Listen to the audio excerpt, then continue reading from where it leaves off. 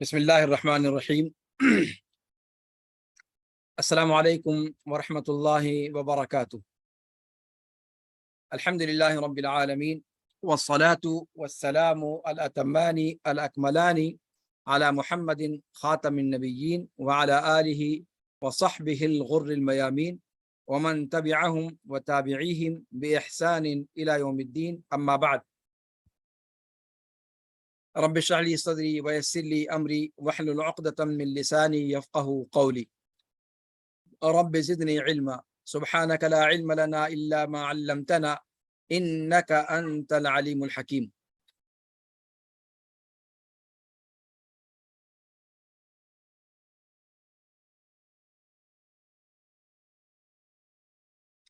آپ تمام لوگوں کا متن طحاویہ کے نئے درس میں خیر مقدم ہے، اور اس سے پہلے کہ درس آج کا شروع کیا جائے، عزیزم ولید سلمہ سے میں درخواست کروں گا کہ وہ عبارت خوانی کر دیں تاکہ اسی کے بعد پھر درس باقاعدہ اس کی تفصیل اور شرح کا سلسلہ شروع کیا جا سکے۔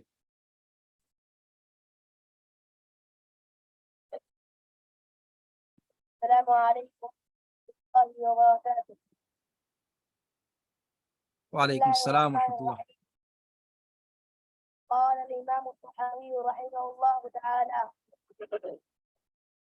ونقول الله أعلم فيما اشتبه علينا علمه، ونرى المسيح مسح على الخفين في السفر والحضر كما جاء في الأثر، والحج والجهاد ماضيان مع أولي الأمر من المسلمين برهم وفاجرهم إلى قيام الساعة، لا يبطلهما شيء ولا ينقضهما حسبک۔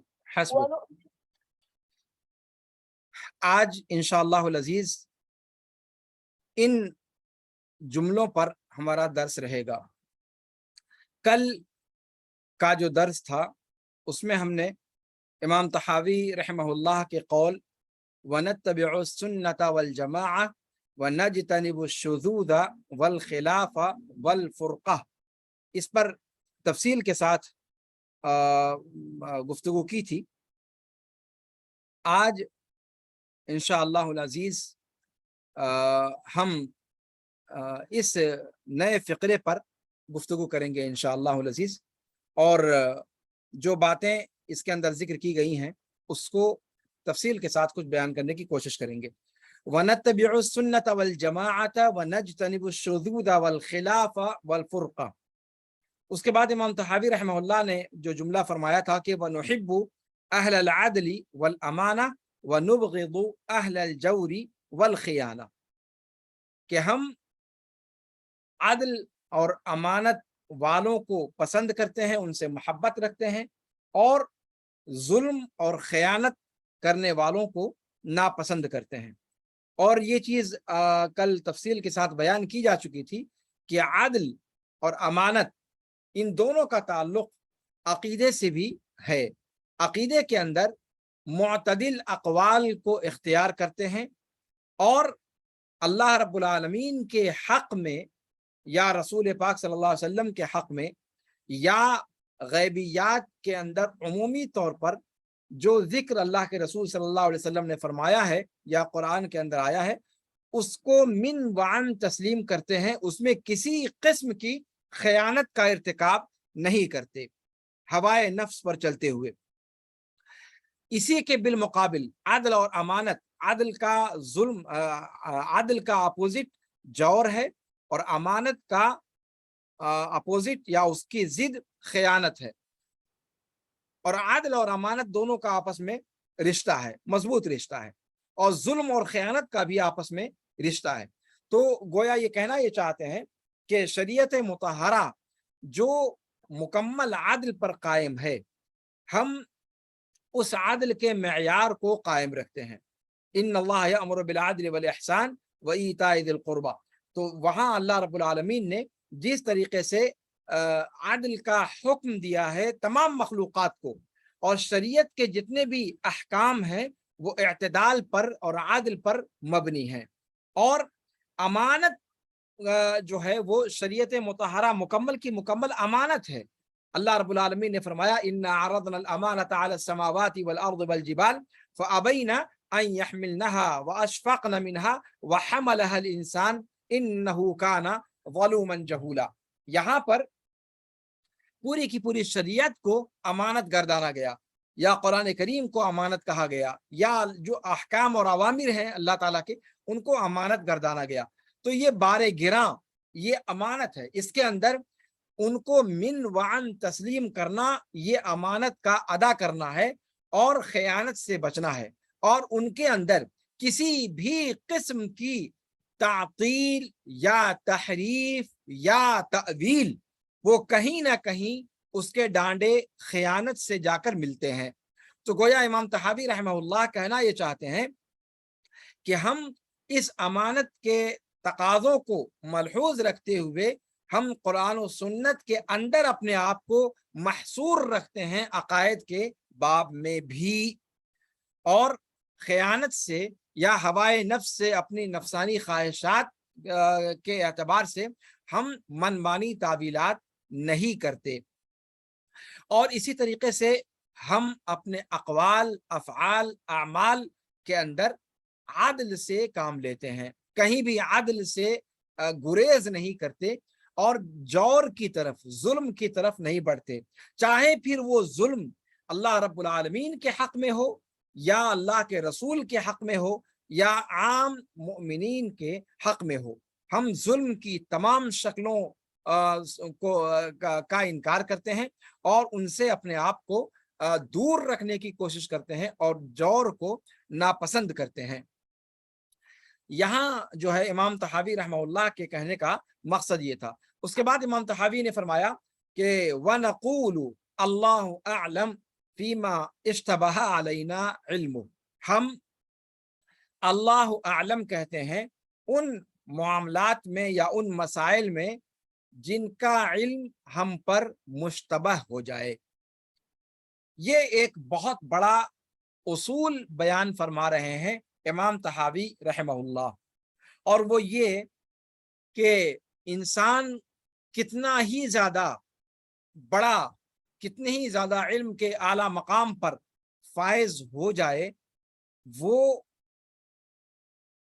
अल्लाह रब्बुल आलमीन के सामने अल्लाह से बड़ा आलिम नहीं हो सकता, और मखलूक़ात में भी सबसे बड़ा आलिम नहीं हो सकता। अल्लाह रब्बुल आलमीन ने सूरह यूसुफ में फरमाया कि वफ़ौक़ कुल्लि ज़ी इल्मिन अलीम, हर इल्म वाले से ऊपर इल्म वाला होता है, कोई इल्म वाला है, और तमाम मखलूक़ात से ज़्यादा इल्म या मुकम्मल तौर पर हर एतबार से कमाल इल्म ये सिर्फ अल्लाह रब्बुल आलमीन की सिफत है। और इस मजमून को समझने की वजह से अइम्मा सलफ हर चीज में टांग नहीं अड़ाया करते थे। मसाइल जो अकीदे के मसाइल हैं, जिनका ताल्लुक गैबियात से है, जिनको समझने में अक्ल का कोई मदखल नहीं, जो सिर्फ वही के जरिए से ही, रसूलों के जरिए से ही समझी जा सकती हैं, उन चीजों में भी टांग अड़ाने की कोशिश की अक्ल पसंदों ने या रोशन ख्यालों ने, और वहीं पर उन्होंने ठोकर खाई और वहीं से वो मातूब करार दिए गए।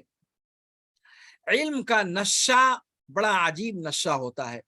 ये नशा जब इंसान पर छा जाता है तो फिर वो इंसान को कहीं का नहीं छोड़ता, फिर वो गुरूर इंसान को तहोबाला करके रख देता है। तो इल्म के पिंडार का जो मामला है वो बड़ा खतरनाक है। इसीलिए सलफ का ये तरीका हुआ करता था, और कि वो उन मामलात में या उन मसाइल में जिनका उनको इल्म नहीं होता था, सराहत के साथ वो उस मसले के इल्म को अल्लाह रब्बुल आलमीन की तरफ लौटा दिया करते थे। और ये चीज हमें अल्लाह के रसूल सल्लल्लाहु अलैहि वसल्लम के ज़माने से ही मिलती है।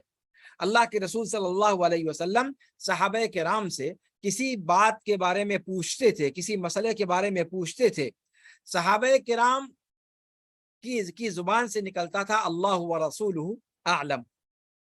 حدیث جبریل کا جو مشہور واقعہ ہے کہ جس میں جبریل علیہ الصلوۃ والسلام اللہ کے رسول صلی اللہ علیہ وسلم کے پاس تشریف لائے اور اسلام، ایمان اور احسان کی تعریفات اور قیامت کی نشانیاں امارات الساعہ کو جس میں بتلایا انہوں نے، ان کے جانے کے بعد اللہ کے رسول صلی اللہ علیہ وسلم نے جب پوچھا صحابہ سے کہ جانتے ہو کہ یہ کون تھے، وہاں پر عمر رضی اللہ تعالیٰ عنہ نے جواب دیا تھا اللہ و رسولہ اعلم۔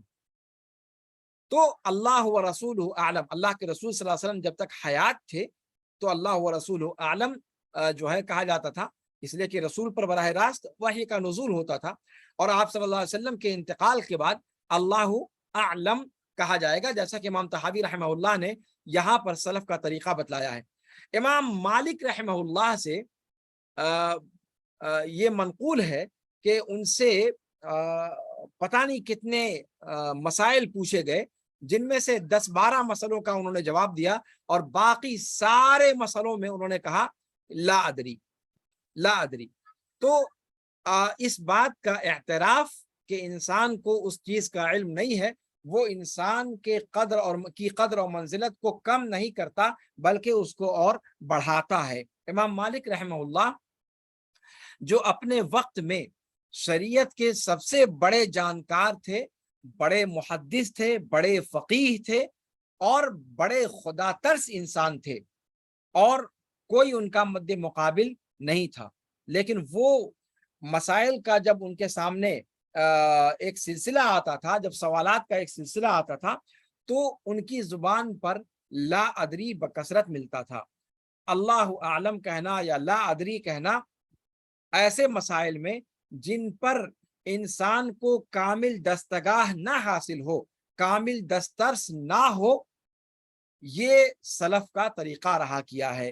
اور عقیدے کے باب میں بطور خاص اس کلمے کا یا اس جملے کا استعمال سلف کے ہاں بکثرت ملتا ہے، چونکہ یہ معاملات عقیدے کا جو علم ہے ان کا تعلق غیبیات سے ہے، تو جو تفصیلات قرآن میں اللہ رب العالمین نے خود بیان فرما دی ہیں، یا اللہ کے رسول صلی اللہ علیہ وسلم نے اللہ کے بتانے پر اپنی جانب سے حدیثوں کے اندر بتلائی ہیں، ان کے علاوہ کوئی اور راستہ نہیں ہے ان کو جاننے کا۔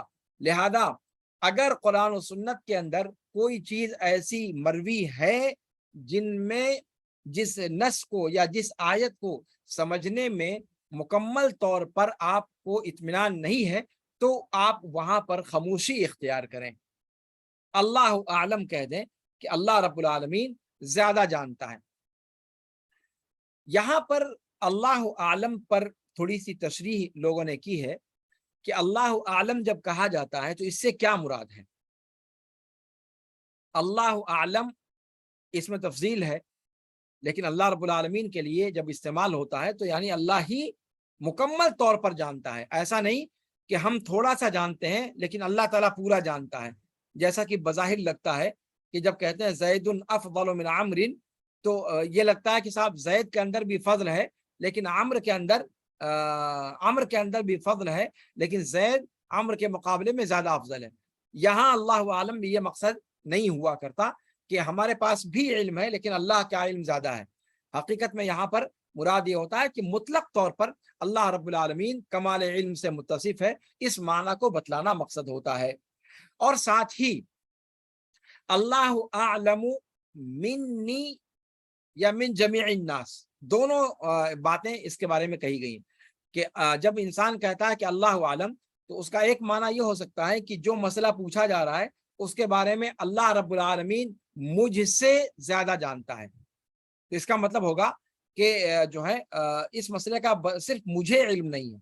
لیکن اگر اس سے یہ مراد رہے کہ اللہ رب العالمین تمام مخلوقات سے زیادہ جانتا ہے، تو اس کا معنی ہوگا کہ یعنی اس علم کا جو ہے وہ مخلوقات کو اس کا تفصیلی علم نہیں ہے، اور دونوں تو اس کی توجیہ کی جاتی ہے۔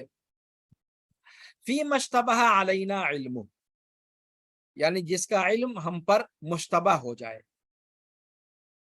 مشتبہ ہو جانے کا کیا مطلب ہے؟ शरीयत के जो नसूस हैं वो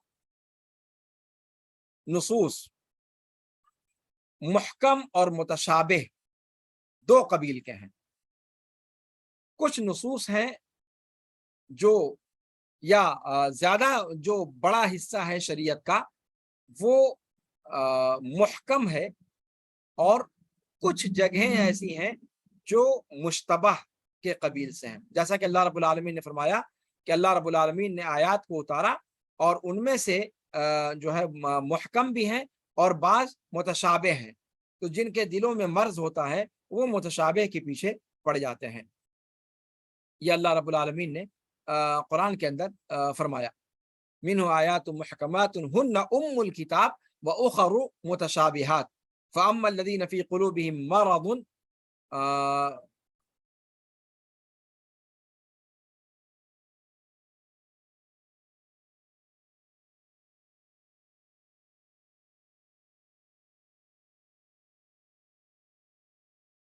मिन्हु आयातुम मुहकमातुन हुन्ना उम्मुल किताबी व उखरु मुतशाबिहात।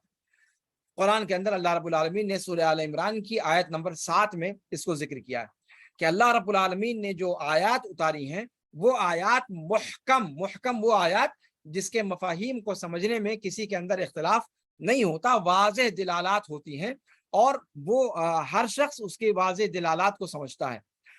उनमें से बाज और यही असले किताब है, यही असले किताब है और यही असल ये बड़ा हिस्सा है कुरान करीम का। और बाज दिगर आयतें हैं जो मुतशाबिह के कबील से हैं।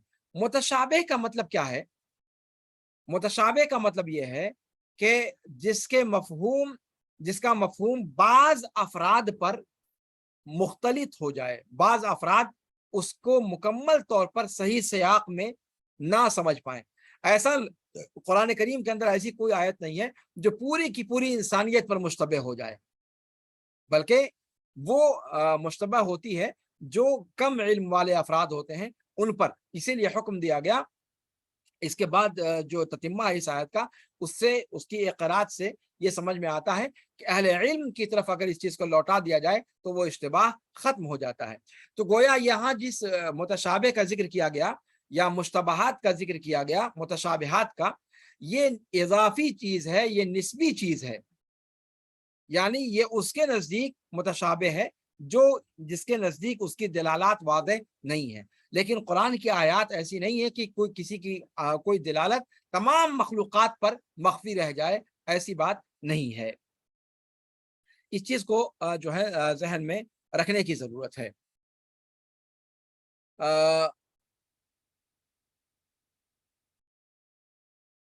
इश्तिबाह के ताल्लुक से ये बात मैंने जिक्र की कि इमाम मालिक से जो वाक़या मैंने भी नक़ल किया, उनसे तकरीबन 40 मसलों के बारे में सवाल किया गया या 33 मसलों के बारे में सवाल किया गया और उन्होंने 4 का जवाब दिया और बकिया सब के बारे में उन्होंने कहा अल्लाहु आलम ला अदरी, अल्लाहु आलम ला अदरी। यानी अल्लाह रब्बुल आलमीन की आज़मत का एहसास इतना ज़्यादा उनको था कि उन्होंने हालांकि अपने वक्त के सबसे बड़े आलिम थे, लेकिन उन्होंने उन मसाइल का जवाब देने से गुरेज किया जिन मसाइल के बारे में वाज़ेह तौर पर कोई उनका जवाब नहीं था। वहां पर उन्होंने खुल्लम खुल्ला अल्लाह आलम कहकर ला अदरी कह दिया। और अहले सुन्नत वल जमात का यही तरीका रहा है कि इल्म के बाब में वो तवाज़ो इख्तियार करते हैं, जैसा कि और क्या नाम है, इल्म में और अमल में जो है वो तवाज़ो इख्तियार करना ये अहले सुन्नत वल जमात की ये सिफत रहा की है। अब्दुल्लाह इब्न मुबारक रहमहुल्लाह बहुत मशहूर जो है सलफ़ी इमाम गुजरे हैं। उनका कौल है कि इन्न लिल इल्मि तुग़यानन का तुग़यानिल माल, के इल्म की भी सरकशी होती है माल की सरकशी की तरह। यानी इंसान को जिस तरह माल की कसरत सरकश बना देती है, वैसे ही इल्म की ज्यादती या इल्म की बोहतात इंसान के अंदर तागूती कुव्वतों को बढ़ावा दे देती है और इंसान तागूत बन जाता है, इंसान सरकश बन जाता है। अल्लाह रब्बुल आलमीन फरमाता है कल्ला इन्नल इंसाना लयतगा अर्रआहु इस्तगना। तो इंसान जब इल्म हासिल करता है और इल्म में इजाफा होता है तो ये इजाफा उसके अंदर सरकशी के को जो है उभार देता है और इंसान को बेलगाम करने की तरफ इंसान का कदम उठ जाता है। और आज के दौर में खास तौर से सोशल साइट्स पर अगर आप देखें तो जो तूफान बदतमीजी बरपा है, इल्हाद का, दहरियत का, अलमानियत का, और जिस तरीके से जंदका का जो एक गलगला आपको नजर आता है, वो सब इसी कबील से है कि थोड़ा सा अगर किसी मैदान में किसी को कोई दर्क हासिल हो गया तो साबिका शरीयत के जो मसादिर हैं, शरीयत के जो असल मनाबे हैं, उनसे रुजू किए बगैर 30 मारखा बनकर और शरीयत के नुसूस पर ओल जलोल अहकाम और ओल जलोल उससे इस्तिदलाल करने की तरफ लोग अपने आप को बढ़ा देते हैं। इससे कतई नजर कि ये अम्र किस कदर खतरनाक है अंजाम कार के एतबार से, जिसको इब्न मुबारक ने कहा कि इल्म के अंदर एक सरकशी होती है जैसे माल की सरकशी होती है। इस चीज को इंसान नहीं समझ पाता है और उसके मज़ाहिर बकसरत देखने को मिलते हैं। तो अल्लाह आलम जो इमाम तहावी रहमहुल्लाह ने यहाँ पर कहा है, अल्लाह आलम, ये इंसान को उस तागूती जबड़े से, तागूत के जबड़े से इंसान को निकाल कर उसकी अपनी औकात पे बाकी रखता है और इंसान को अपनी जो तवाज़ो है, इंसान के अंदर जो तज़ल्लुल और खाकसारी है, अपने रब के सामने झुकने की जो सिफत है, उस पर उसको बाकी रखता है। ये जुमला तो अल्लाह आलम जो है वो इंसान को हमेशा अपने विरदे ज़ुबान रखना चाहिए और ख़ास तौर से शरई मसाइल में, इल्मी मसाइल में इस चीज़ का जो है ख्याल रखना चाहिए। ये चीज़ जो है वो इमाम तहावी रहमहुल्लाह के तरीक़ेकार से समझ में आती है, जिस तरीके से इमाम तहावी रहमहुल्लाह ने इस जुमले में इस्तेमाल किया कि वह नक़ूलो। जब इमाम तहावी कह रहे हैं नक़ूलो, इसका मतलब ये नहीं कि सिर्फ इमाम तहावी अपने आप को कह रहे हैं, बल्कि यहाँ पर वो नक़ूलो कह करके पूरे अहले सुन्नत को मुराद ले रहे हैं। यानी अहले सुन्नत का अकीदा ये है कि वो अहले आदल को पसंद करते हैं। जहां जहां भी उन्होंने जमा मुतकल्लिम का सेगा इस्तेमाल किया है, उन तमाम जगहों पर वो पूरे मसलक की तर्जुमानी कर रहे हैं, अहले सुन्नत की तर्जुमानी फरमा रहे हैं। तो यहाँ भी जब वो कहते हैं कि वह नक़ूल अल्लाहु आलम, तो यहाँ वो सारे अहले सुन्नत की तर्जुमानी करते हुए कह रहे हैं कि अकीदे के बाब में बतौर ख़ास उन मसाइल में जिनका हमें इल्म नहीं है, जहाँ अक्ल की रसाई नहीं है, वहाँ हम कुरान और सुन्नत पर इक्तिफा करते हैं और जो मामलात हमें समझ में नहीं आते वहाँ अल्लाह आलम हम कहने को लाजिम पकड़ते हैं।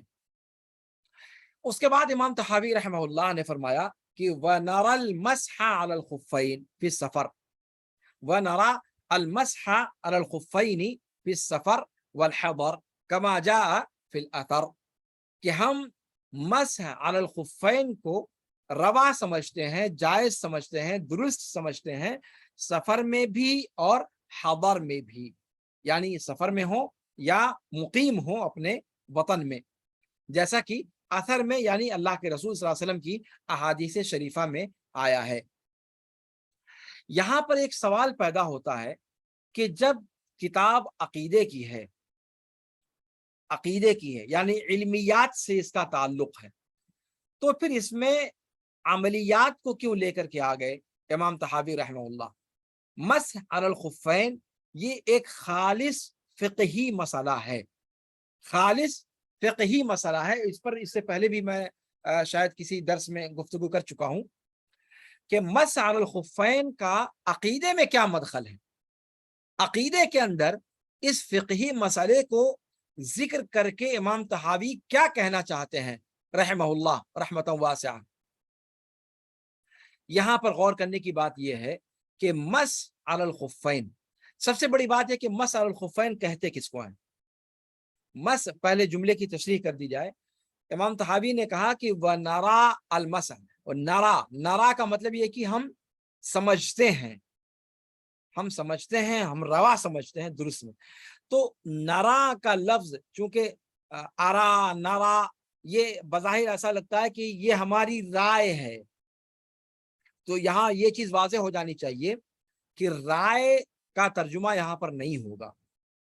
یہاں نرا یعنی ہم یہ اعتقاد رکھتے ہیں ادلہ کی بنیاد پر، دلیلوں کی بنیاد پر ہم ایسا سمجھتے ہیں.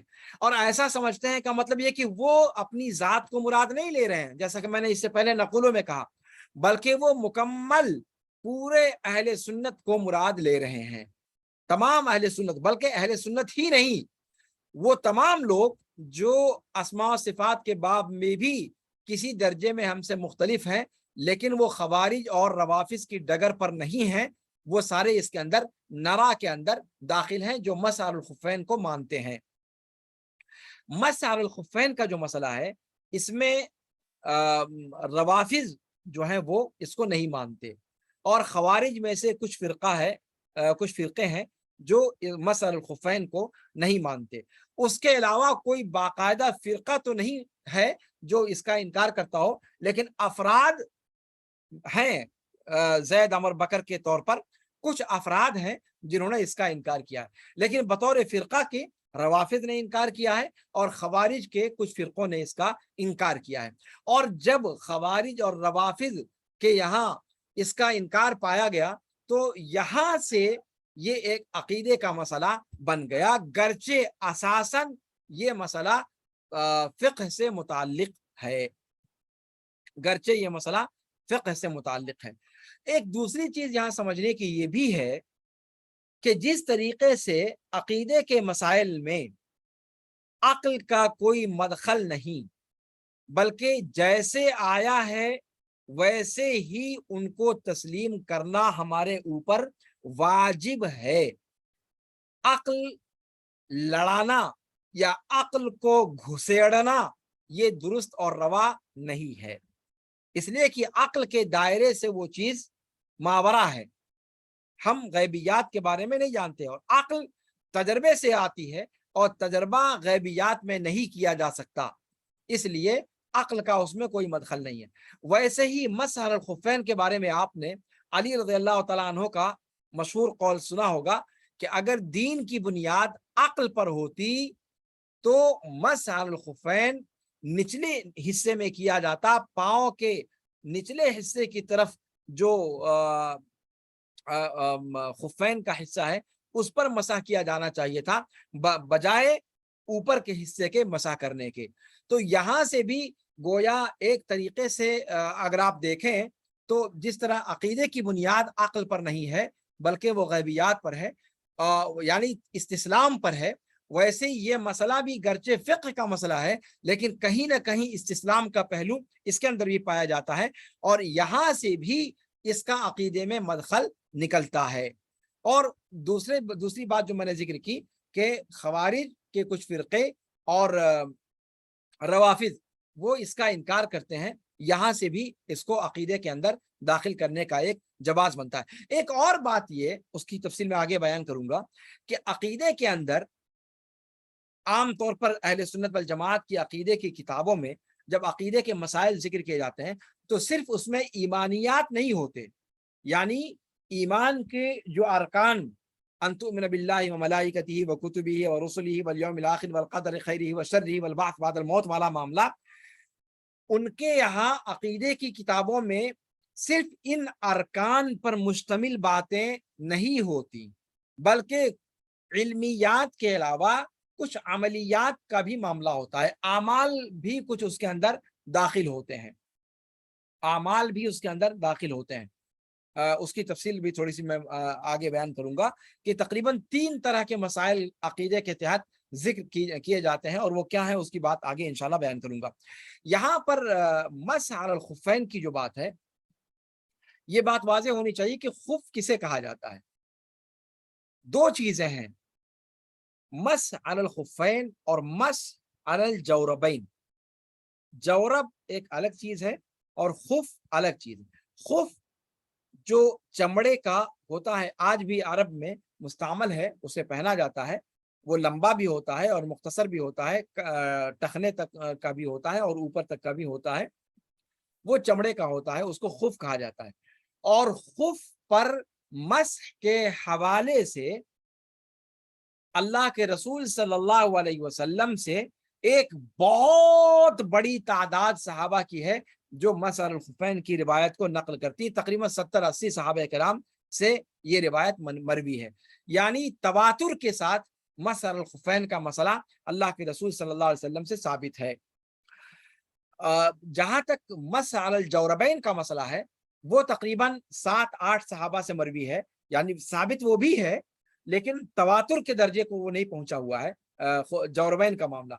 लेकिन खुफैन जो है वो तकरीबन तवातुर के दर्जे में अल्लाह के रसूल सल्लल्लाहु अलैहि वसल्लम से सहाबा कराम ने नकल फरमाया है। ये दोनों के अंदर फर्क है। तो खुफ कहा जाता है चमड़े का जो इस्तेमाल किया जाता है पहनने के लिए पाँव में, उसको खुफ कहा जाता है।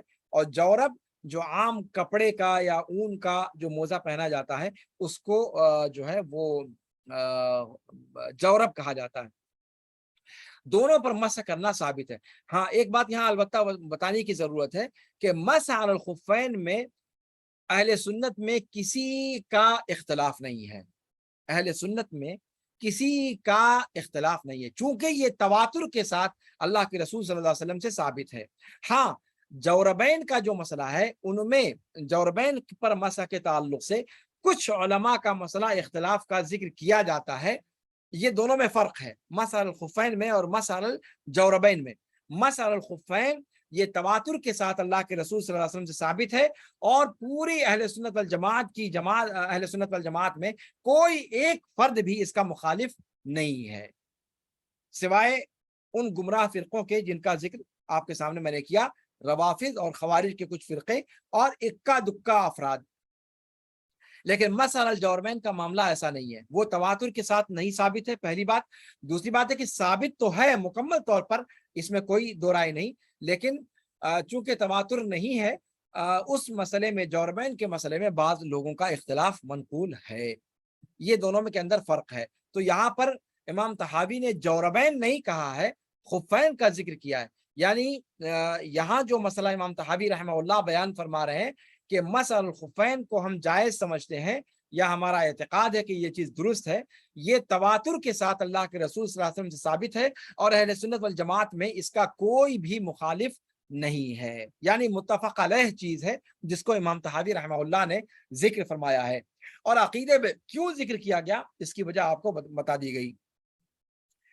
और ये चीज सुन्नत की, हदीस की मुअतबर किताबों के अंदर ये जो है रिवायत इसकी जो है मरवी है अल्लाह के रसूल सल्लल्लाहु अलैहि वसल्लम से। उसके बाद इमाम तहावी ने कहा फी सफर वल हदर, सफर में भी और हजर में मुद्दत का इख्तिलाफ है। जैसा कि आप सभी जानते हैं, सफर में 3 दिन 3 रात और इकामत की हालत में 1 दिन 1 रात, वो एक अलग मसला है। लेकिन सफर और हजर दोनों में मसह जायज है, ये इसमें कोई इख्तिलाफ नहीं है, जैसा कि अल्लाह के रसूल सल्लल्लाहु अलैहि वसल्लम की हदीस में मरवी है।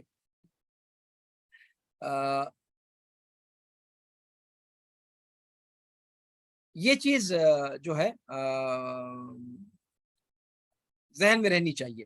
कहते हैं कि मसअ अल खुफैन की रिवायत तकरीबन 80 सहाबे किराम से मनकूल है। 80 सहाबे किराम ने मसअ अल खुफैन की रिवायत को नकल फरमाया है। यानी दो तरह से तवातुर मसअ अल खुफैन का पाया जाता है।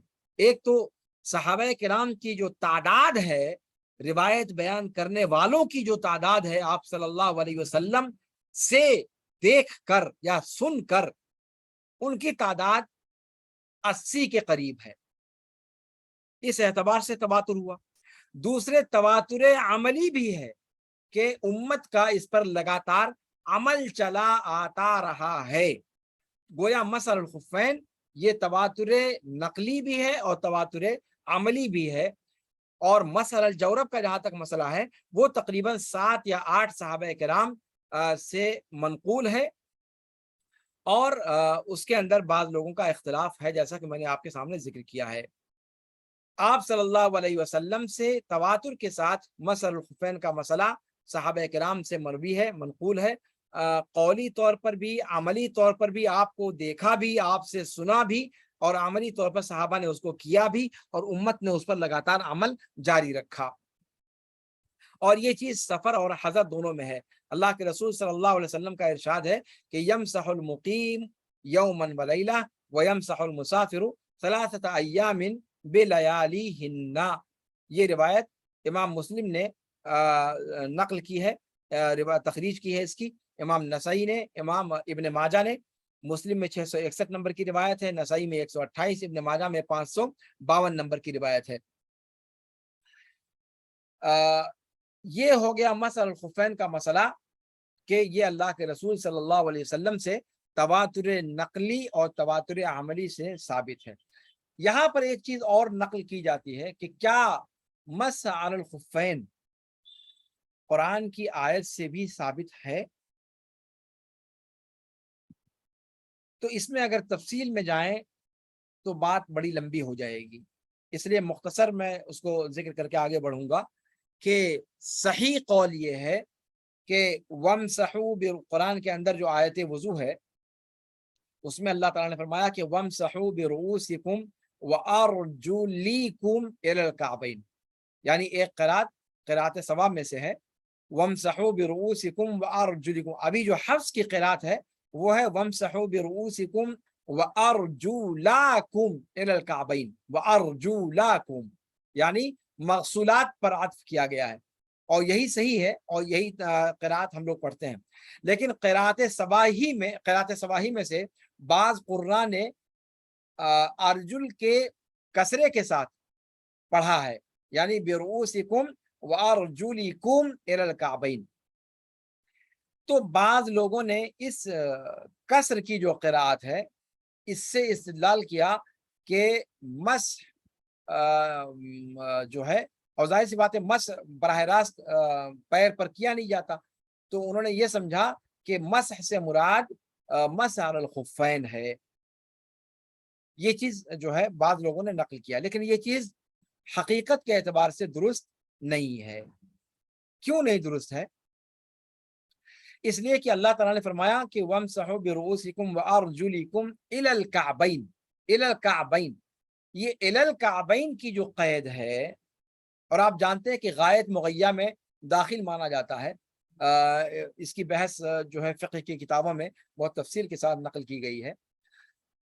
تو کعبین تک جو ہے اپنے پیروں پر مسح کرو اگر مسح مانتے ہیں تو، جبکہ مسح کا طریقہ یہ نہیں ہے کہ ٹخنوں تک مسح کیا جائے۔ مسح صرف جو ہے خف کے اوپر کے حصے کا، جو پیر کے اوپر کا حصہ ہے، صرف اس پر ہاتھ پھیرنے کو کہا جاتا ہے، ٹخنے